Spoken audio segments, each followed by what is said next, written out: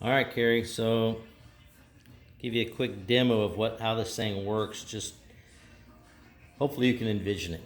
If not, maybe I'll go try it out in the pool. But it's raining right now. All right. So here comes the drone. Oh look, there's our sampling container.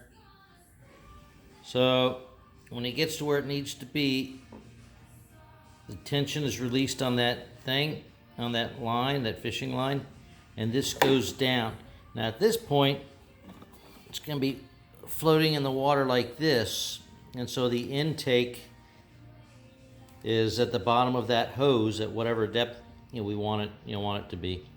And because that's down there and there's enough pressure on this with that little bit of weight, it's gonna, instead of just floating like this, it's gonna float a little bit like this, and that's gonna allow some water to get in there.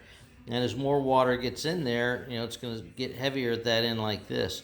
So the drone at this point is just hovering above it, but with slack on the line. Once it takes less than a minute or so, it'll fill up or get pretty full, and then we take the drone. As it takes up the slack, it pulls that up, and away goes the bottle. So with the hose up, nothing gets out. There's no water draining out of this thing.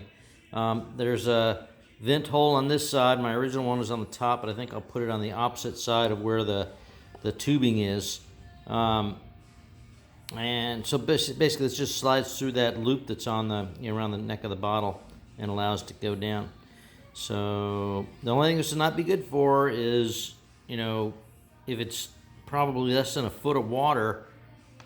Well, maybe a foot of water would still be okay, but anyway, we need to just make sure that maybe what I'd do is figure out a way to put some weights around the mouth of that tube instead of drifting off the end of it. That's just a nut. We'd get something else. Anyway, it works pretty good. Maybe I'll make a second video and see if I can show you how long it takes to fill up.